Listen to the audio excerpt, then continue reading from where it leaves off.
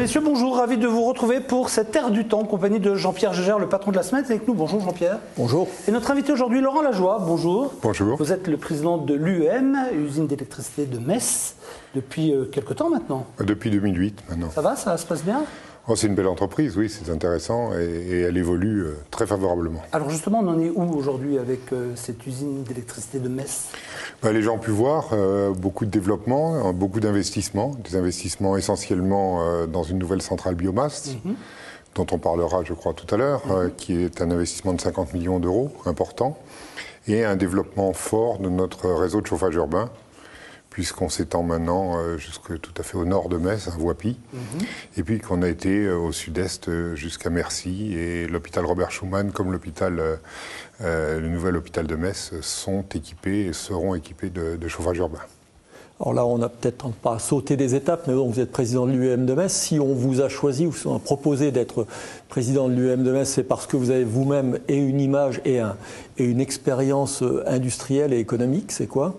Moi, je suis chef d'entreprise. Ça fait 27 ans que je dirige la fonderie des bronzes d'industrie à Amnéville, qui est une PME d'à peu près 300 personnes, et qui est d'ailleurs très exportatrice, qui est sur un marché très concurrentiel. Et je pense que c'est pour cette raison qu'on m'a demandé de proposer... Votre image aussi, au niveau de vos exploits en ballon? Je pense que ça n'a rien à voir avec le fait d'être président de l'UEM, ça c'est sûr. C'est un hobby, c'est une passion, et puis... ça fait aussi peut-être partie de moi, mais c'est tout. Tout ça mis ensemble, donc on a dans cette aventure de l'UEM. Ça donne cet être-là. Cette stature. Et donc l'UEM, vous le dites, décolle, enfin c'est une entreprise qui se portait déjà bien, qui a toujours été considérée comme un des pourvoyeurs du budget municipal messin, mais qui a un vrai projet industriel. Oui, l'UEM a un vrai projet industriel, c'est même plus qu'un projet industriel, c'est un projet d'entreprise, puisque nous avons un volet industriel fort, mais aussi on a un volet qui est beaucoup moins connu, qui est d'être une ESS2I aussi, une société de services informatiques, où on a développé un logiciel. Là aussi j'en parlerai peut-être un petit peu plus tout à l'heure. Et ce logiciel, il a été vendu cette année à ERDF. Et donc, au lieu d'équiper 2 millions de points de facturation, comme c'est le cas aujourd'hui, on va passer à 35 millions en quelques années. C'est important, ça. Donc là c'est très important. Ça permettra de créer beaucoup d'emplois. On va monter carrément un nouvel immeuble à côté de l'UEM, et dans cet immeuble, on embauchera entre 50 et 100 personnes. Donc ça sera vraiment de haut niveau, des informaticiens de haut niveau. Alors si on résume, à l'époque, on connaissait la centrale UEM, on se disait, bon, UEM, c'est les gens qui, chez nous distribuent leur propre courant et le courant à EDF. C'est quoi aujourd'hui l'UEM? Alors ça, c'est l'image qu'on a. L'image traditionnelle, c'est d'être le distributeur de courant de la ville, de la ville et bien plus loin, puisqu'on distribue dans 141 communes. Voilà, 141 communes, on va jusqu'à Folquemont.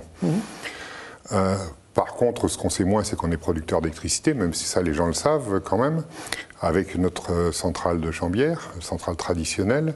Et puis, nous avons 3 barrages sur la Moselle, Jouy, Vadrino et puis Argancy, qui sont aussi, que nous avons en concession pendant encore une quarantaine d'années maintenant.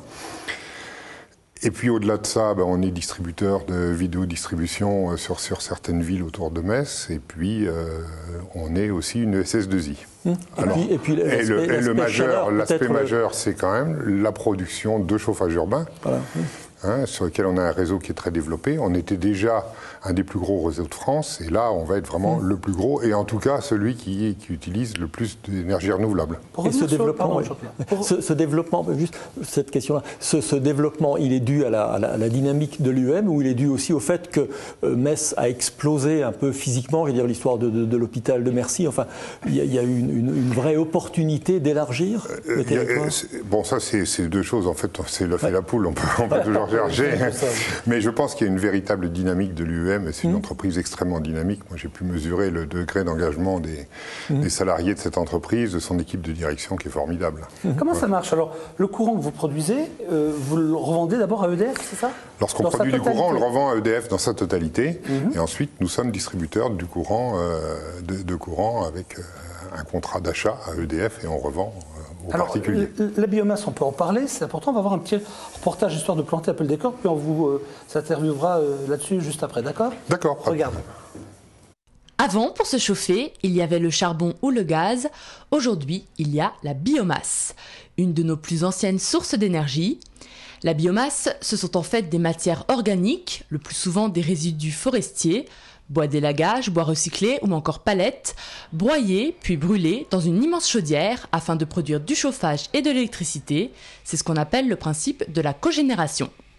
À Metz, l'UEM, l'usine d'électricité de Metz, vient de mettre en service sa nouvelle centrale à biomasse, un défi à la fois industriel et environnemental d'un montant de 50 millions d'euros. C'est effectivement une source d'énergie très ancienne, mais il a fallu à un moment donné qu'il y ait une prise de conscience je dirais nationale de l'impact de l'énergie fossile sur l'environnement et que l'État, par des biais de systèmes qui permettent de favoriser les énergies renouvelables, incite les industriels et les réseaux de chauffage urbain à basculer sur l'énergie renouvelable. Contrairement au charbon et au gaz, le bilan carbone d'une centrale à biomasse est dans l'absolu neutre. Écologique, la centrale utilise uniquement des ressources énergétiques locales, le bois étant prélevé sur un rayon de 100 km. On a donc une vision claire sur la ressource. On sait qu'en Lorraine, il y a environ 600 000 tonnes de disponibles. On va en prélever 100 000 et ces 600 000 ne sont pas complètement mobilisés et permettent à un moment donné donc d'être certain qu'on ne va pas déforester, puisque c'est bien sûr tout l'objet de l'énergie, c'est qu'elle soit renouvelable. Avec ce nouveau système de chauffage urbain, la centrale devrait permettre de fournir 10 000 ménages en électricité et 20 000 foyers en chauffage. Son réseau devrait également alimenter en chauffage les principaux bâtiments de la ville, comme le Centre Pompidou, les Arènes ou encore le Stade Saint-Symphorien.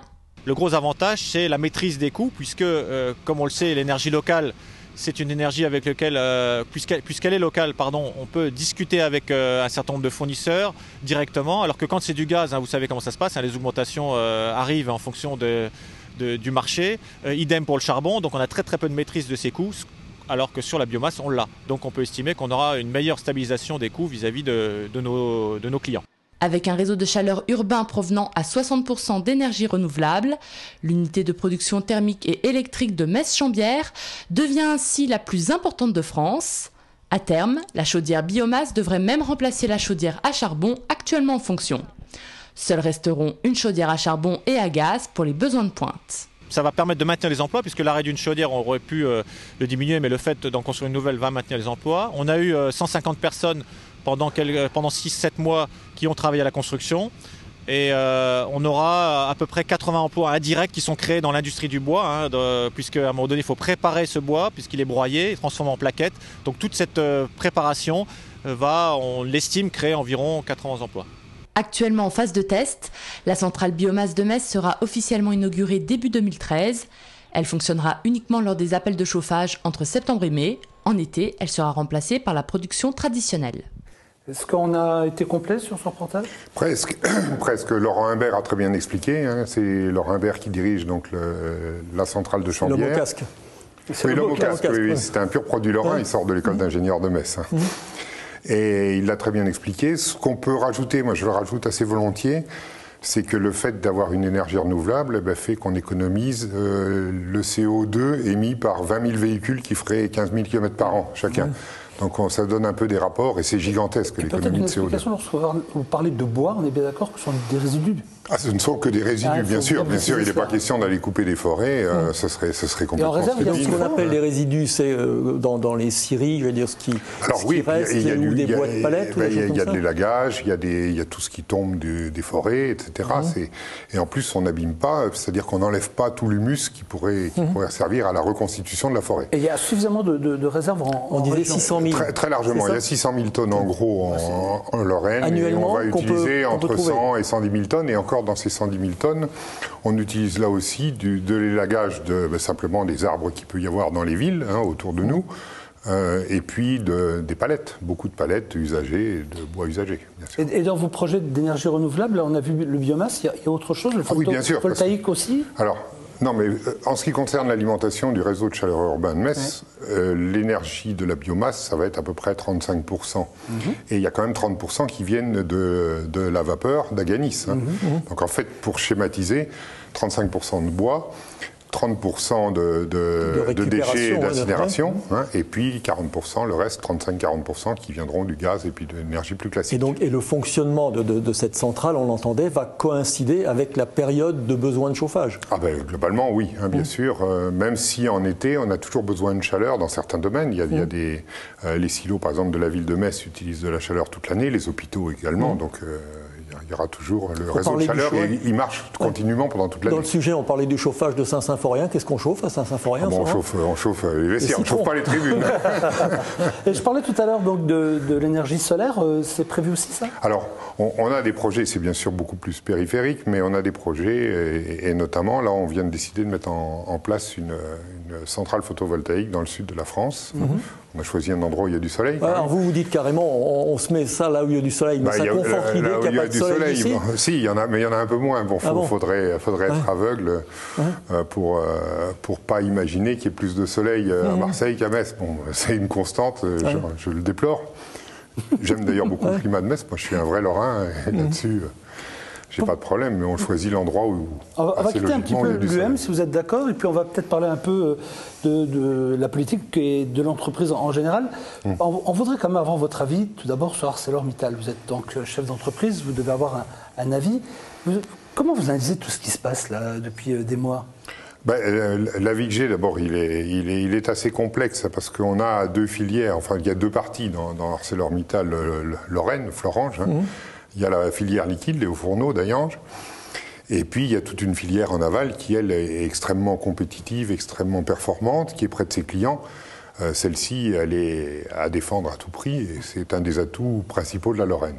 Donc ça, c'est le point de vue technique. Ça, c'est le point de vue technique. Alors après, le point de vue financier, malheureusement, je ne suis pas dans les comptes d'ArcelorMittal. Et ensuite, même politique ou pratiquement débat de société qu'on a actuellement. Alors le débat de société, c'est effectivement l'aspect image, l'aspect affect que la Lorraine a avec ses hauts fourneaux. C'est vrai qu'on est passé de plus de 100 hauts fourneaux. Aujourd'hui, il n'en reste plus que 2 qui sont en sommeil. Là-dessus, c'est carrément un changement de modèle, un changement d'économie. C'est triste, c'est tout ce qu'on peut dire en tant que Lorrain. Pour le reste, c'est compliqué de juger à la place des gens qui sont en place. Par contre, j'insiste sur le fait qu'il faut vraiment se battre pour défendre tout ce qui est en aval et le faire de manière... Donc, mais ne pas faire dépendre aussi une filière de l'autre, parce qu'on a l'impression qu'en défendant un des aspects du dossier, ensuite on finit par fragiliser l'ensemble de la perception de notre performance. Jean-Pierre Masseray. On est complètement sorti de l'aspect économique aujourd'hui, de la logique économique, puisqu'on est dans une logique politique et une logique d'affect. Oui, c'est de l'affect. Et donc on risque de balancer le bébé avec l'eau du bain. Après, il faut faire bien attention à ce que tout se casse pas la gueule. Voilà. Parce que Jean-Pierre Masseray, à votre place, disait il y a 8 jours, en disant que c'est dramatique au niveau image pour la Lorraine ce qui est en train de se passer, parce qu'il y a eu la phase de sympathie pour ceux qui marchaient vers Paris, et là on a l'impression d'être de nouveau le lieu où ça ne va plus. Oui, c'est ça qui est triste. Malheureusement, en plus, on parle souvent des choses qui ne vont pas. Alors, ça, c'est un sujet en or pour les médias, c'est de dire... Mais sinon, sur le principe même d'une hypothèse de nationalisation, même temporaire, vous étiez sensible à ce genre d'argument ou pas? Alors, moi, je pense que soit une nationalisation, soit elle se faisait sur l'ensemble, et ça me paraissait totalement illogique. En plus, je ne vois pas du tout comment ça aurait pu se terminer. À quel droit, puisque les clients, ils appartiennent à Arcelor quand même, les brevets aussi, donc après c'était un peu compliqué. Quant à dire on va nationaliser que les hauts fourneaux, alors là vraiment, je me demande qui aurait été les chercher, donc voilà, c'est un peu... Parce que dans cette Lorraine, il y a aussi plein de choses qui vont bien, on en parle régulièrement. On n'en parle pas beaucoup quand même, des choses qui vont bien. Je peux vous assurer que dans cette maison, on en parle tous les jours. Eh bien tant mieux. Pour juste finir sur l'histoire de l'industrie lorraine, est-ce que vous pensez qu'on est arrivé à la fin d'un chapitre et qu'il faut qu'on ouvre justement un nouveau chapitre? On a vécu la fin du charbon, on est en train de vivre malheureusement presque la fin de la filière liquide, encore qu'on oublie quand même qu'il reste des hauts fourneaux en activité en Lorraine, c'est ceux de Pont-à-Mousson. Oui, on oublie toujours qu'il y a 2 hauts fourneaux à Pont-à-Mousson qui ne font pas du tout la même chose, puisque c'est plutôt du produit semi-fini qu'ils font, mais ils existent encore. L'industrie traditionnelle en Lorraine, elle a eu plein de crises. Elle a eu la crise du textile dans les Vosges, la crise du charbon, maintenant c'est la crise de la fonte. je veux dire, ce qu'il faut, c'est rebondir pour faire marcher d'autres entreprises qui existent et qui foncent et qui marchent. Vous-même, dans votre entreprise, vous avez une dimension qui dépasse largement le marché lorrain. Est-ce que c'est cette ouverture mondiale qui peut être l'avenir de la Lorraine? En tout cas, c'est ce qui nous a sauvés. Hein. Si je reprends 40 ans en arrière, nous, on était à 100% dans la région. Nos 10 premiers clients, c'était toutes des entreprises sidérurgiques locales, hein, dans les années 60. Aujourd'hui, la totalité de nos clients lorrains, ça représente entre 0,1 et 0,2% de notre chiffre d'affaires. Donc vous voyez bien. Mais pour vous, par exemple, 2012 était une bonne année. Alors 2012, ça a été une relativement bonne année, un peu contrastée, c'est-à-dire que bien meilleure sur la première moitié de l'année que sur la deuxième, avec des incertitudes fortes sur l'année 2013, hein, comme tout le monde. Par contre, ce qu'on a pu constater, c'est qu'on a été chercher nos clients de plus en plus loin. Alors j'ai vu ce que c'était que les bronzes d'industrie, et je vois dans vos clients, vous avez Rolls-Royce. Expliquez-moi où on peut utiliser votre produit, si j'ose dire. Alors je suppose que ce n'est pas dans les moteurs Rolls-Royce des voitures Rolls-Royce. Non, alors Rolls-Royce, en fait, ce que les gens ne savent pas, c'est que c'est aujourd'hui deux entreprises. Hein. Il y a une entreprise qui appartient à BMW et qui est la partie voiture, hein, qui est une petite entreprise par rapport à l'énorme partie Rolls-Royce qui est une partie propulsion sous deux domaines bien différents, qui est la partie avion. La moitié des avions en fait, qui volent dans le monde sont équipés de moteurs Rolls-Royce, hein, ou pas loin de la moitié. Et puis, vous avez une grosse partie aussi qui est propulsion navale. Hein. La plupart des bateaux, des paquebots que vous avez sont avec des propulsions Rolls-Royce. Cette partie navale est basée en Suède et c'est avec celle-ci qu'on travaille. D'accord. Vous avez plusieurs, on parlait des bronzes, vous avez plusieurs entreprises, enfin dans plusieurs sites de production, groupe, plusieurs sites. Ailleurs, c'est aussi, ça se passe de la même façon qu'en Lorraine, ou vous sentez un phénomène lorrain spécifique? Ah non. Je veux dire, dans notre domaine, enfin, vous voulez parler de l'entreprise Bronze Industrie ou de l'économie locale? Oui, de cette entreprise dans l'économie, parce qu'ici, on a vu qu'on était dans un climat qui risquait, je veux dire, de porter préjudice à l'entreprise elle-même. Est-ce qu'ailleurs, est-ce que du côté de Nantes ou ailleurs? Non, le climat ne porte pas préjudice, je ne pense pas, le climat des affaires, parce qu'on est peu tourné vers la région. Hein. Je vous dis, dans nos 80% qu'on vend à l'exportation, cette année, pour la première fois, la moitié de nos 15 premiers clients, ils venaient hors d'Europe. Hein. Il y en avait 4 des États-Unis sur les 15 premiers. Il y avait un Sud-Africain, un Chinois, un Australien. Il y a un Suédois, un Norvégien, vous voyez. Et puis, il reste un Français, le 15e. Dans l'ordre, c'est Alstom. Vous voyez. Donc, on ne dépend pas de la région. Dans notre deuxième site de production, qui est à côté de Montluçon, la situation économique aussi n'est pas bonne là-haut. Elle est d'ailleurs bien pire qu'en Lorraine, avec des perspectives qui sont beaucoup moins intéressantes dans la mesure où c'est une région très enclavée, la partie nord de l'Auvergne. Quand on parle des atouts géographiques, et que de temps en temps on dit que la Lorraine par rapport au site portuaire est moins bien placée, mais on a quand même encore... On a des sacrés atouts, quand même. On a au niveau circulation, au niveau proximité avec les pays étrangers, on a quand même, on est la seule région de France où on a 3 pays à moins de 30 km. Hein. Les Chinois qui arrivent, vous voyez ça comment, vous? J'aimerais bien savoir quel Chinois arrive déjà. Nous aussi. Mais on est très partagé. Je pense que tout le monde l'est de la même manière. C'est-à-dire qu'on se dit que si ce projet ne se fait pas ici, il va se faire chez Arlon ou il va se faire à Sarrebruck. Donc autant qu'il soit sur place. Maintenant, qu'est-ce qui va en sortir? J'en ai strictement aucune idée. D'abord, vous exportez en Chine? Nous, on exporte en Chine, oui. Est-ce que vous avez été contacté ou est-ce que vous êtes intéressé à cette démarche d'un high-tech là-bas? Non, pas du tout, parce que on n'est que sur des produits qui sont extrêmement de niche en Chine.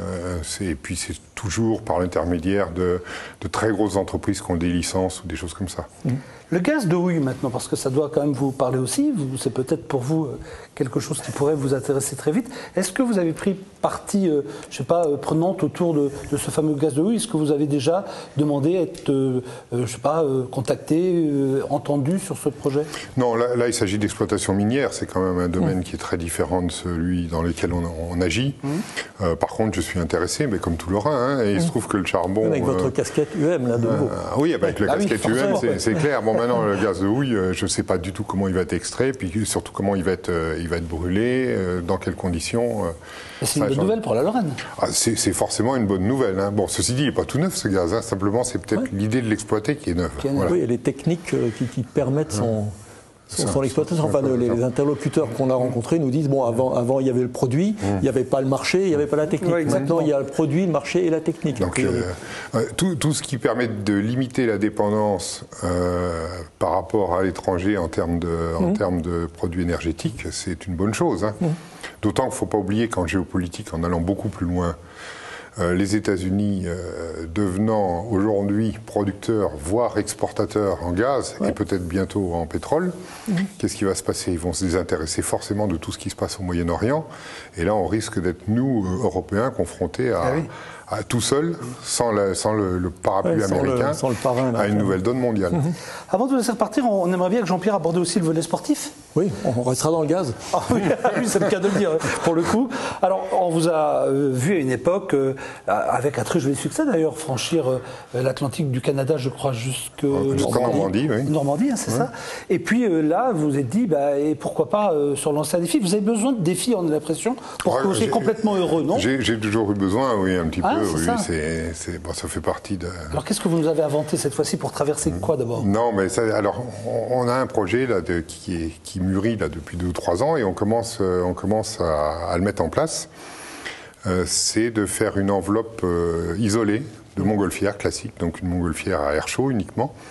Mais au lieu de travailler en enveloppe simple, on travaillera en enveloppe double, c'est-à-dire un peu un genre de double vitrage, mais appliqué à la montgolfière.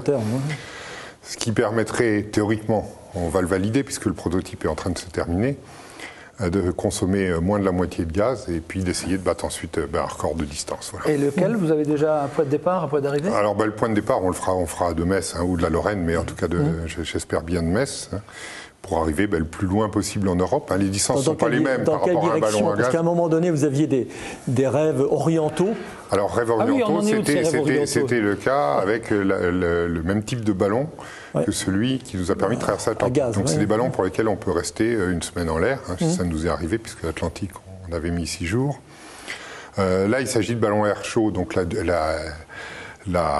l'autonomie est bien moindre, c'est 24 heures maximum. À 24 heures. Donc il faut partir avec beaucoup de vent. Le dernier record qu'on avait fait, c'était sur un ballon tout ce qu'il y a de plus traditionnel. On a traversé toute la France, mais en 7 heures. Donc à plus de 100 de moyenne. Ça va, il faut aller vite. Et là, le principe, c'est le même, mais au lieu d'avoir 7 heures, on va essayer d'avoir 20 heures. Donc arriver, normalement, les vents forts, avec du beau temps, parce qu'il faut quand même du relativement beau temps, c'est du nord-est, en hiver. Donc ça permet d'arriver au sud de l'Espagne. Laurent Lajoie, vous avez besoin de ça parce que quoi? Ça apporte un équilibre ça... Pourquoi vous avez besoin de rebondir? De rebondir, oui, c'est à le dire. De rebondir, je ne sais pas. Je vais dire, c'est peut-être un moyen de ne pas vieillir ou de vieillir moins vite. Ouais, c'est ça. Et une dernière question avant de vous laisser repartir. Quand on est quelqu'un comme vous, qui avait quand même un joli parcours, est-ce qu'on est courtisé par les politiques de la région? Toujours un peu, mais bon, tout le monde connaît un peu mes affinités politiques, tout le monde connaît mon parcours. Je suis pas un vrai politique, moi, loin s'en faut, et je pense que je n'ai pas les qualités qui permettraient de l'être. Donc, je suis bien dans mon rôle de chef d'entreprise. Rappelez-moi les qualités je pense qu'il faut avoir une grosse solidité mentale. Une triple enveloppe. Et une bonne double enveloppe, oui, parce que je pense qu'ils prennent beaucoup de coups et j'envie pas leur position dans beaucoup de cas. Donc vous n'étiez pas sur la liste de gauche en 2008, mais le fait de vous retrouver à la présidence de l'UEM, c'est quand même un signe. Forcément, c'est un signe, oui, mais je n'étais pas et j'avais pas souhaité le faire, voilà. Mais par contre, je pense que je suis plus utile à l'endroit où je suis. Oui, beaucoup de gens vous ont contacté au cours des 15 dernières années pour un rôle d'ambassadeur. En général, vous acceptez ces rôles-là en enlevant l'aspect politique? Très volontiers. En tout cas, lorsqu'il s'agit de défendre la région, la Lorraine, je le fais à tout coup. Merci beaucoup, Laurent Lajoie, d'avoir passé 26 minutes avec nous. À très bientôt. On vous souhaite de belles fêtes de fin d'année. Merci beaucoup. Et à vous et vos équipes. À vous aussi. Au revoir. Merci Jean-Pierre, merci beaucoup. Merci d'avoir été fidèle à ce rendez-vous. On se donne bien sûr rendez-vous prochainement. Passez une excellente journée et une excellente soirée. Bye bye, merci.